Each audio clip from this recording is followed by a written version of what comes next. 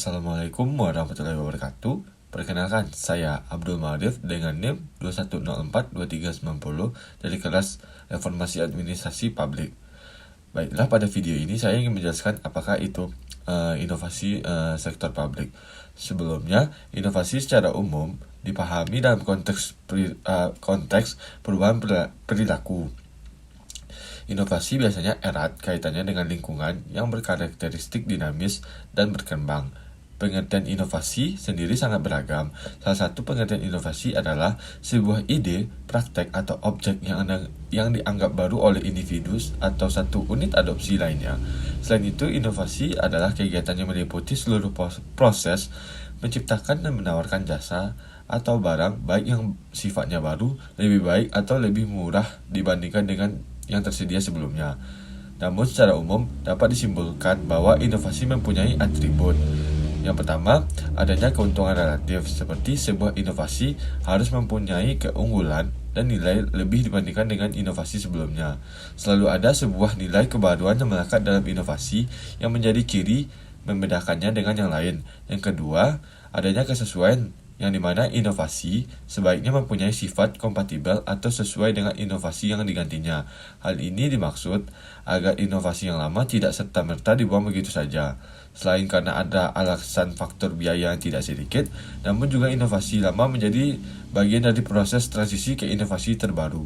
Selain itu, juga dapat memudahkan proses adaptasi, proses pembelajaran terhadap inovasi itu lebih cepat dan tepat.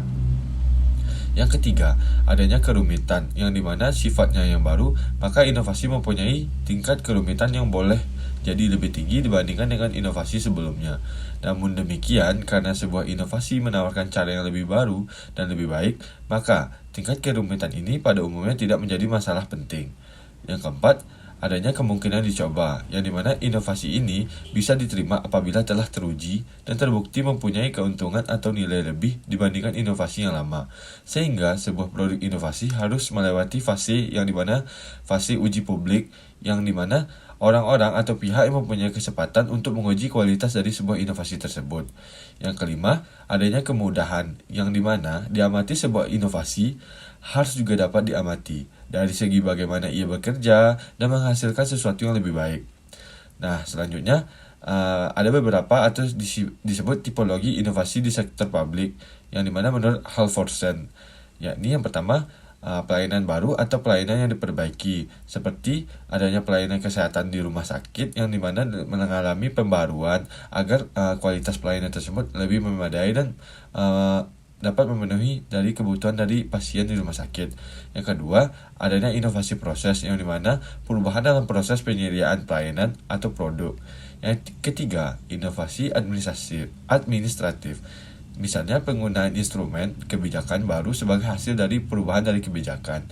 Yang keempat, inovasi sistem, yang dimana sistem baru atau perubahan berdasar dari sistem yang ada dengan mendirikan organisasi baru atau bentuk kerjasama dan interaksi yang baru. Yang kelima, inovasi konseptual, yakni adalah perubahan dalam outlook atau yang misalnya itu manajemen dari pelayanan dari publik tersebut. Yang keenam, perubahan radikal, yang dimaksud dari perubahan radikal sendiri adalah pergeseran pandangan umum atau mental dari pelaku dari inovasi pelayanan tersebut, seperti kita melakukan perombakan atau reformasi pada manajemen karyawan atau pelaku dari pelayanan publik tersebut. Nah, untuk selanjutnya, yakni kita membahas hambatan inovasi. Dari hambatan inovasi sendiri, yakni ada pada keengganan untuk menutup program yang gagal.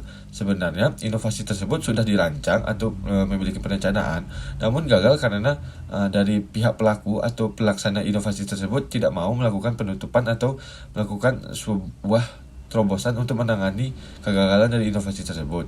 Yang kedua, ketidakmampuan menghadapi resiko atau perubahan, yang dimana tersebut pelaku inovasi tersebut memiliki mindset yang statis. Yang ketiga, ketergantungan berlebih pada atasan, yang dimana suatu inovasi tersebut harus memiliki konsep atau kerjasama, yang dimana karyawan-karyawan tidak memiliki ide atau pola pikir untuk berpartisipasi. Keempat, adanya teknologi atau terhambat budaya dan penataan organisasi. Yang kelima, adanya tekanan dan hambatan dari administratif. Yang ketujuh, adanya anggaran atau kegagalan dari jangka perencanaan yang tidak sesuai dengan perhitungannya. Nah, dalam hal selanjutnya, di pemerintahan ada peranan terkait dalam inovasi pelayanan publik. Yakni yang pertamanya, inovasi dalam kebijakan.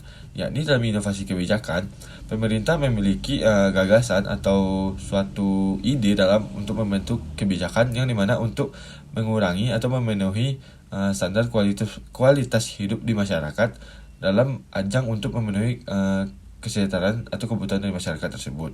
Yang kedua, inovasi dalam proses pembuatan kebijakan.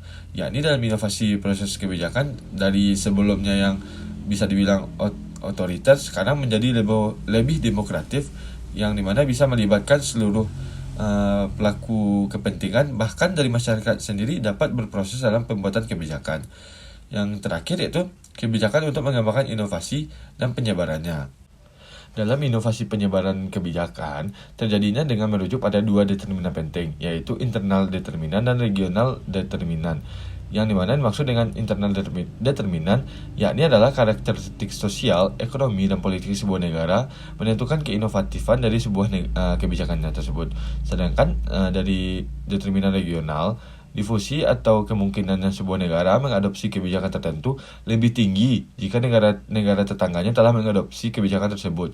Sebuah contoh dari ilustrasi dari determinan internal yakni menyebabkannya terjadi inovasi kebijakan seperti perubahan sosial ekonomi dalam negeri, demonstrasi publik, dan instabilitas politik yang memaksa terjadinya perubahan kebijakan yang berkenaan dengan kepentingan publik. Sedangkan determinan regional yang dimana terjadinya ketika negara tetangga atau negara lain telah menetapkan kebijakan tertentu yang ditiru oleh kita. Maka secara tidak langsung, kebijakan ini dapat ditiru oleh negara kita, terutama di kota-kota besar, dengan hasil yang dapat diharapkan dan menekankan angka yang dapat menjadikan stabilitas dari kebijakan tersebut. Dengan demikian, inovasi kebijakan terjadi karena salah satu faktor dari dua faktor tersebut, atau terjadi karena adanya dua faktor tersebut. Demikianlah penjelasan saya. Apabila ada kurang, saya mohon maaf. Wabillahi taufiq wal hidayah. Wassalamualaikum warahmatullahi wabarakatuh.